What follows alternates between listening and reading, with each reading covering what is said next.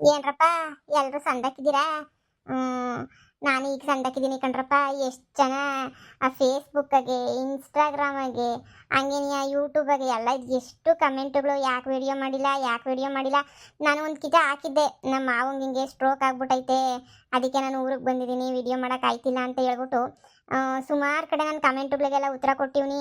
ಹಂಗೇನೆಯ ಯಾರ್ಯಾರು ಕೇಳೋರು ಸುಮಾರು ಜನಕ್ಕೆಲ್ಲನೂ ಆದಷ್ಟು ರಿಪ್ಲೈ ಕೊಟ್ಟಿವ್ನಿ ಕಣಪ್ಪ. ಆದ್ರೂ ಕೇಳಿ ಕೇಳಿ ಅದ್ರಾಗೂ ಬೇರೆ ಬೈತಾ ಇದ್ದೀರಾ. ನನಗೇನು ಬೇಜಾರಿಲ್ಲ, ನಮ್ಮ ಮೇಲೆ ಪ್ರೀತಿ ಇರೋದಕ್ಕೆ ತಾನೇ ನೀವು ಬೈತಾ ಇರೋದು. ಎಲ್ಗೋಗ್ಬಿಟ್ಟಿದ್ರಿ, ಏನು ಫಾರಿನ್ಗೆ ಹೋಗ್ಬಿಟ್ಟಿದ್ರಾ? ವರ್ಷಕ್ಕೊಂದು ವಿಡಿಯೋ ಹಾಕ್ಬಿಡಿ ನೀವು, ಹಂಗೆ ಹಿಂಗೆ ಅಂತ ಹೇಳ್ಬಿಟ್ಟು ಕಮೆಂಟ್ಗಳು ನೋಡಿದೆ ಗೊತ್ತಾ ನಾನಂತೂ. ಆದರೆ ನೀವೆಲ್ಲ ನನ್ನ ಮೇಲೆ ಅಷ್ಟೊಂದು ಪ್ರೀತಿ ಇಟ್ಕೊಂಡಿರೋದಕ್ಕೆ ತಾನೇ ಬೈತಾ ಇರೋದು ಅಂತ ನನಗೂ ಅನ್ನಿಸ್ತು.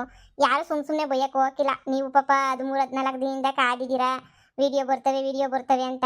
ನಾನು ಹಾಕಿಲ್ಲ, ಅದಕ್ಕೆ ನೀವು ಬೇಜಾರಾಗಿ ಎಲ್ಲ ಬೈದಾಡ್ತಾ ಇದ್ದೀರಾ ಅಂತ ಗೊತ್ತು. ಅದೇ ನಾನು ಎಲ್ಲ ಹೇಳಿದ್ನಲ್ಲಪ್ಪ ಬೆಳಿಗ್ಗೆ ವೀಡಿಯೋದಾಗೆ ಕಮೆಂಟ್ ಹತ್ರನೇ ಹೇಳಿದ್ದೆ ನಾನು, ಹಿಂಗೆ ತೊಂದರೆ ಆಗೈತೆ ಅಂತ. ಆದರೆ ಇನ್ನೊಂದು ಚಾನಲಾಗಂತೂ ಭಾಳ ಜನ ಕಮೆಂಟ್ ಮಾಡ್ಬಿಟ್ಟು ಹೇಳಿದ್ದೀರಾ ಏನಕ್ಕೆ ಏನಾಯಿತು ಅಂತ ಹೇಳಿ. ಏನಿಲ್ಲ ಕಣ್ರಪ್ಪ, ನಾಳೆ ಹಬ್ಬ ಐತೆ, ವರಲಕ್ಷ್ಮಿ ಹಬ್ಬ ಐತೆ ಅನ್ನೋ ತನಕ ವಿಡಿಯೋ ಹಾಕಿದೆ. ನಾಳೆ ವರಲಕ್ಷ್ಮಿ ಹಬ್ಬ ಐತೆ ಅನ್ನೋ ಟೈಮ್ಗೆ ನಮ್ಮ ಮಾವಂಗೇನೋ ಸ್ಟ್ರೋಕ್ ಆಗಿಬಿಟ್ಟು ಅವರು ಅಲ್ಲೇ ಮಾತು ಬರ್ದಿದ್ದಂಗೆ ಏನು ಆಗ್ದಿದ್ದಂಗೆ ಅವರಂತೂ ಎಲ್ಲ ಬಿದ್ದೋಗ್ಬಿಟ್ಟಿದ್ರು. ಮತ್ತು ಆ ಕಡೆ ಎಲ್ಲ ಹೋಗಿ ನಮ್ಮ ಮನೆಗೆ ನಮ್ಮ ಯಜಮಾನ್ರು ಎಲ್ಲನೂ ಅಲ್ಲೇ ಇದ್ದರು, ಎಲ್ಲ ಹೋಗಿ ಅದು ಬೇರೆ ನೋಡಬೇಕಿತ್ತು. ಆಮೇಲೆ ಸ್ವಲ್ಪ ದಿನನೂ ಆಗಿರಲಿಲ್ಲ, ಒಂದು 3-4 ದಿನಕ್ಕೆ ತಿರುಗಿ ಮತ್ತೆ ನನ್ನ ತಮ್ಮಂದೇನೋ ಆಪ್ರೇಷನ್ ಇತ್ತು. ಅವನೊಂದು ಆಸ್ಪತ್ರೆನ ಬೇರೆ ಆಸ್ಪತ್ರೆನಾಗಿದ್ದ. ಈ ಕಡೆ ನಮ್ಮ ಮಾವವ್ರಂತೂ ದಿನ ಒಂದೊಂದು ಆಸ್ಪತ್ರೆಗೆಲ್ಲ ಕರ್ಕೊಂಡೋಗಿ ತೋರಿಸ್ಬೇಕಿತ್ತು. ನಾನೇ ಓಡಾಡ್ತಿದ್ದೆ ಅಂತ ಹೇಳ್ತಿಲ್ಲ, ಆದರೆ ಒಂದು ಸ್ವಲ್ಪ ಟೆನ್ಷನ್ ಅನ್ನೋದೇನಾದ್ರು ತಲೆನಾಗ ಇದ್ಬಿಟ್ರೆ ಮನಸ್ಸು ಸರಿ ಇಲ್ಲ ಅಂತಂದರೆ ಶಾನೆ ವೀಡಿಯೋಸ್ ಎಲ್ಲ ಮಾಡೋಕ್ಕಾಗಲ್ಲ, ಗಮನ ಎಲ್ಲ ಬೇರೆ ಕಡೆ ಇರ್ತದೆ. ಅದಕ್ಕೆ ಇಷ್ಟು ದಿನ ವೀಡಿಯೋ ಬಂದಿಲ್ಲ ಕಣ್ರಪ್ಪ.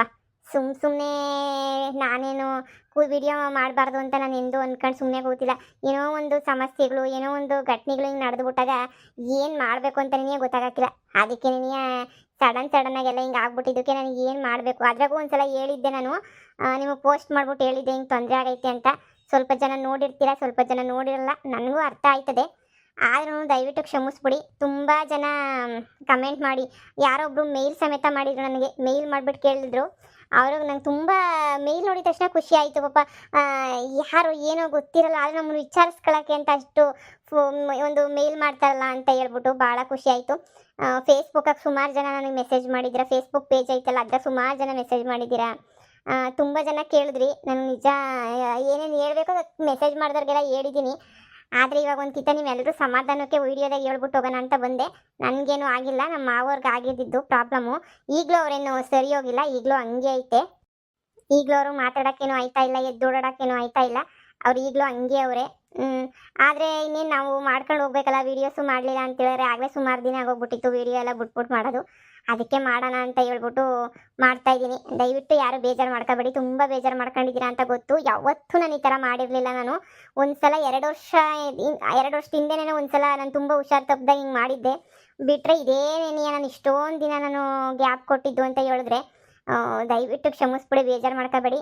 ಹಂಗೇನೇನಿಯ ನಿಮ್ಮ ಇನ್ನೊಂದು ಕೇಳಬೇಕಿತ್ತು, ಕತೆ ಏನು ಮಾಡೋದು ಅಂತ ಹೇಳ್ಬಿಟ್ಟು ಹೇಳಿ. ಈ ಚಾನಲ್ಲಾಗೆ ಹೊಸ ಕತೆಗೆ ಶುರು ಮಾಡೋದಾ ಇಲ್ಲ ಅಂತ ಹೇಳಿದ್ರೆ ಈಗಿರೋ ಕತೆಯ ಮುಂದುವರ್ಸ್ಕೊಂಡು ಹೋಗೋದಾ ಏನು ಅಂತ ಹೇಳಿ ನಿಮ್ಮ ಅಭಿಪ್ರಾಯನ ತಿಳಿಸ್ಬೇಕಂಡ್ರಪ್ಪ. ಹಂಗೆ ನೀನು ನನ್ನ ಕಡೆಯಿಂದ ಕ್ಷಮೆ ಕೇಳ್ತಾ ಇದ್ದೀನಿ, ದಯವಿಟ್ಟು ಕ್ಷಮಿಸ್ಬಿಡಿ. ಮಧ್ಯದಾಗ ಯಾವತ್ತಾದರೂ ಒಂದಿನ ವಿಡಿಯೋ ಮಾಡಿ ಹಾಕಿದರೆ ನೀವು ಅರ್ಥ ಮಾಡ್ಕೊತಾ ಇದ್ರೇನೋ. ನನಗೆ ಇದಿರಲಿಲ್ಲ, ಮನಸ್ಸಿರಲಿಲ್ಲ ನನಗೆ ಹೆಂಗೆ ಹೇಳ್ಬೇಕು ಏನು ಮಾಡಬೇಕು ಅಂತ. ನಿಮಗೆ ಶಾನೆ ಟೆನ್ಷನ್ ಅದು ಇದು ಇದ್ದಿದ್ದಕ್ಕೆ ನಿಮ್ಗೇನು ಹೇಳೋಕ್ಕಾಗಲಿಲ್ಲ ಕಣ್ರಪ್ಪ. ದಯವಿಟ್ಟು ನನ್ನ ಕಡೆಯಿಂದ ಬೇಜಾರಾಗಿದ್ದರೆ ದಯವಿಟ್ಟು ಕ್ಷಮಿಸ್ಬಿಡಿ. ಈಗ ಎಲ್ಲರಿಗೂ ಒಂದು ಕ್ಲಾರಿಟಿ ಸಿಕ್ತು ಅಂತ ಅನ್ನಿಸ್ತದೆ ಏನಾಗಿತ್ತು ಅಂತ ಹೇಳಿ. ಅದಕ್ಕೆ ನಿಮ್ಗೊಂದು ವಿಡಿಯೋ ಮಾಡಿ ಹೇಳ್ತಾ ಇದ್ದೀನಿ ಕಣ್ರಪ್ಪ.